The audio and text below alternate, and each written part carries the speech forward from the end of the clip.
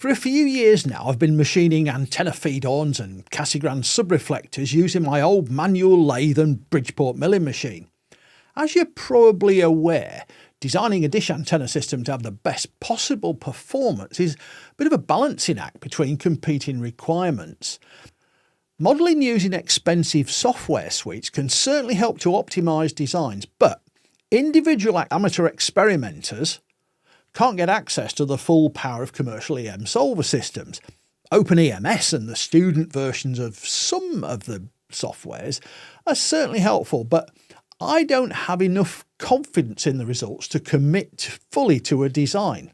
In theory, the design process for a new antenna system project starts with me coming up with an idea. The inspiration for that comes from all sorts of weird sources. It probably should come from reading research papers and going down endless rabbit holes about whatever the new hot subject is in antenna design. It might come from some background reading in the heavy books on antenna theory and microwave engineering that sit gathering dust on my bookshelves. The difficulty of making lots of different feed horns or subreflector and feed combinations has been a barrier to getting really good performance, at least without access to aerospace or military budgets. It's possible there'll be some interesting articles either on the internet or in some learned journals that trigger an idea. Most of the time though, it's just me staring at stuff and thinking, can I do that better? Modern people would say, why not ask ChatGPT? But there's only so much hallucination I can put up with. The other issue is that research papers are of variable quality. There's an awful lot of pot boiler papers out there that academics are publishing simply to improve their research score. A lot of the antenna papers are written by research students doing their degree thesis. That tends to mean that there's an awful lot of chaff that you've got to try and flush out. The delete key is an extremely useful tool in that respect. Sometimes though, I just prefer daydreaming. Once I've got some sort of crazy idea in my mind, I need a model to do some simulations. It might be that I can set up a model in an EM solver like OpenEMS manually, but quite often I start with pen and paper. Recently I've been using optical design software, particularly for millimetre wave antenna design, where the optics approach seems to work quite efficiently. Also, I'm finding it's rather illuminating, sorry, excuse pun, to use those tools, and some of my recent designs actually started off as telescope simulations in an optical solver.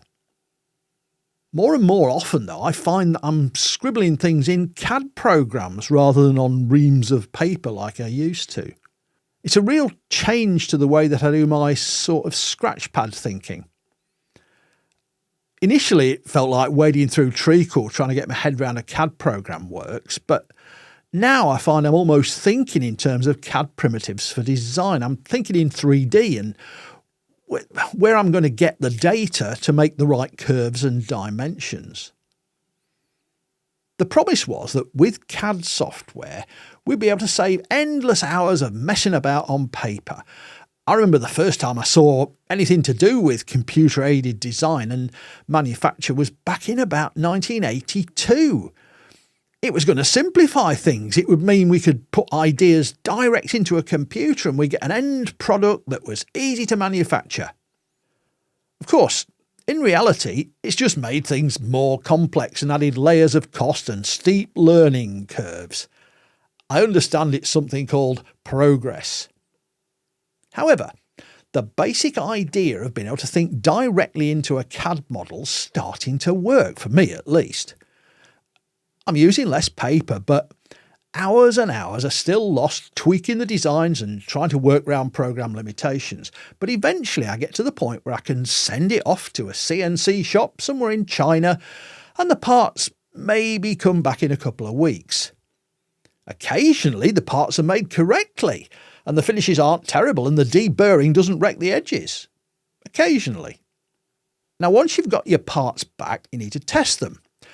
And you find out they're not quite right. So you iterate the design and create a new CAD model and send it out for manufacture again, more stress.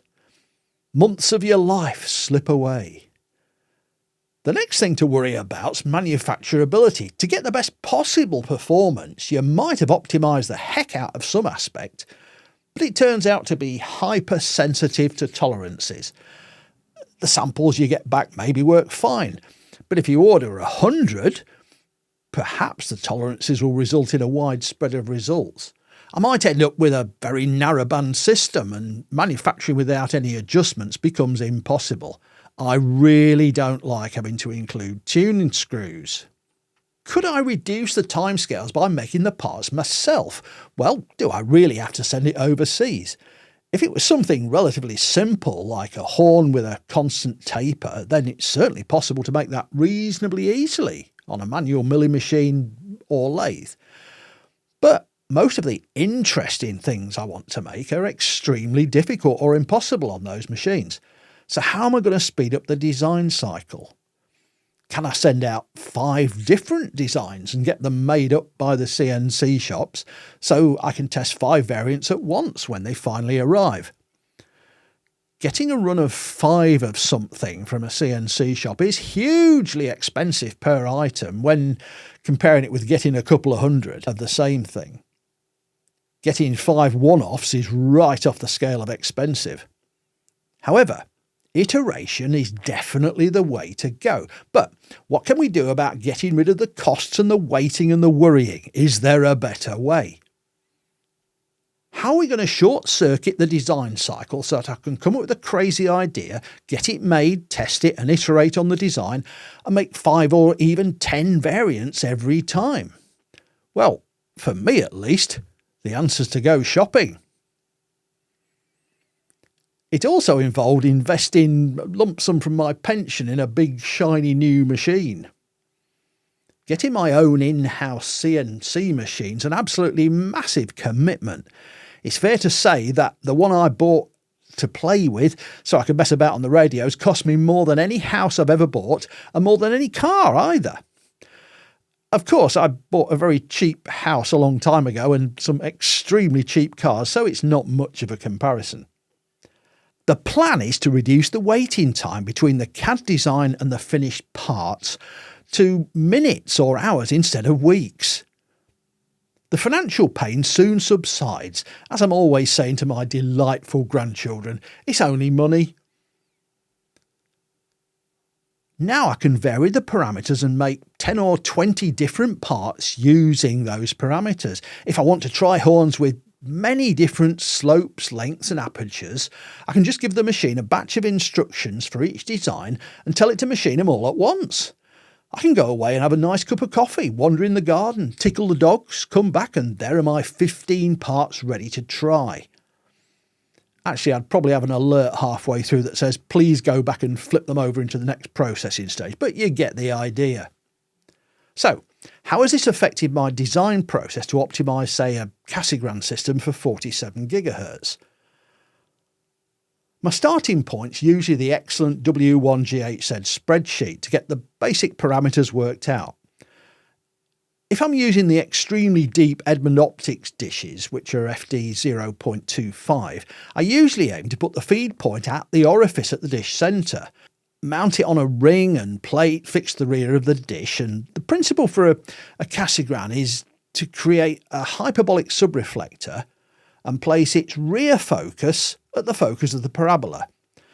The surface of that subreflector is calculated to put the second focus where you want the phase centre of the feed.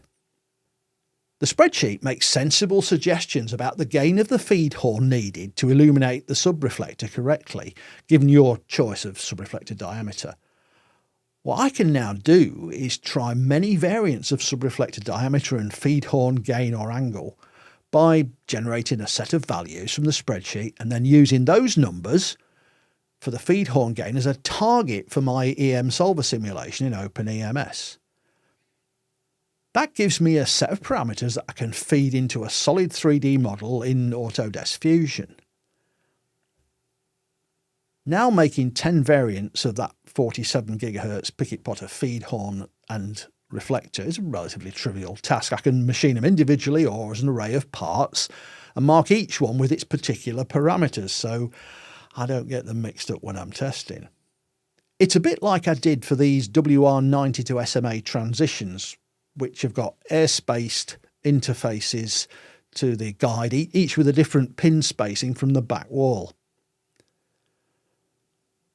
An individual 47 GHz horn designed for an FD 1.3 equivalent Cassegrain system takes around 15 minutes to machine. That includes milling the mounting threads, machining the phasing section and step, and the oval matching iris, all in one piece of bar stock.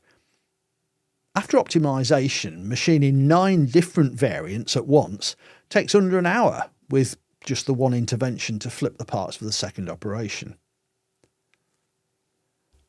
The same principle can be applied to a system with just a feed horn and dish. I've got an FD 0.45 solid 4-foot dish, and I designed a Pickett Potter feed for it. I made 5 different horns with slightly different beam widths to give a range of different edge tapers, and that allowed me to pick the one that gave the best sun noise and the one that gave me the lowest cold sky noise. They were different. I also did tests of the side lobe levels of horns with slightly different step sizes, phasing section lengths and ratio of horn length to orifice. So far, the results of that are mostly a large bin of aluminium chips and a lot of inconclusive results. I guess that means the horn designs are insensitive to those parameters, at least in terms of side lobes. So having an in-house CNC and CAD/CAM facility has completely transformed the way I think about antenna system designs. I used to be driven by necessity, starting with a fixed horn or a fixed subreflector. Now I'm free of those constraints and it's wonderful. Usually the dishes I'm using are commercial, but now I have this £5,000 killer robot at my beck and call. I can machine dishes from solid. This is designed for a millimetre wave offset parabola with the feed axis placed 20 millimetres below the dish edge so there's no feed blockage. I need to optimise the rear face honeycomb to reduce the web thickness. It's remarkably stiff and the surface is more than good enough for 248 GHz. It is rather wasteful making larger dishes from solid, even in sections, so I've been working on casting some of the waste aluminium and making dish forms that I can then machine to size.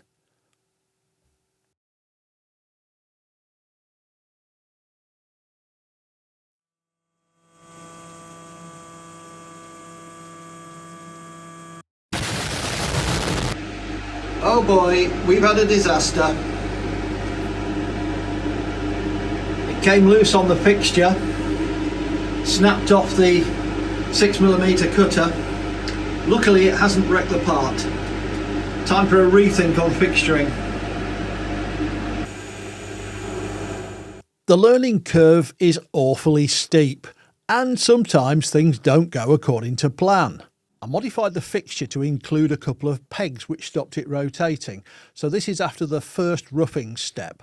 Here we go again, getting the final machining passes done, using a ball-nosed end mill which creates a remarkably good finish straight off the machine. It scarcely needs any final finishing, but I usually give it a quick polish just to make it look that little bit shinier.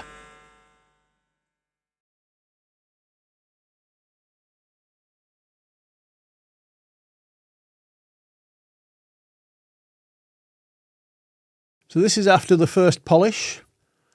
It still needs buffing properly to get rid of the coolant marks, but overall reasonably satisfied with that one. Apart from messing up those notches, of course, they should have just been nice little round holes hidden underneath. Meanwhile, my Bambu 3D printer is beavering away, making the collars which hold the support rods for the subreflector. Hopefully these will fit in the holes in the support rig, and also hopefully the angle will be correct and so will the diameter of the hole. There's always a lot of adjustment to do when you're 3D printing things at that level of precision. Right then, a quick assembly test to make sure that the 3D printed plugs do work, and it looks good.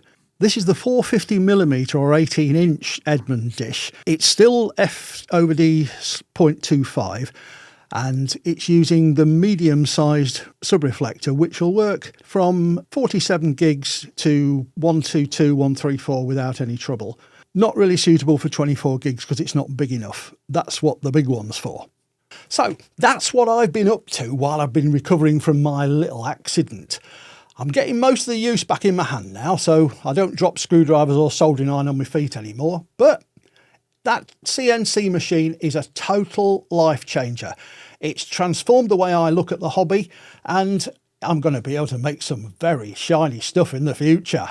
Huge thanks to my lovely supporters on Patreon and Ko-fi. I use those funds to machine parts for amateur experimenters who otherwise wouldn't be able to afford to get things made. Lots of those projects are in the pipeline.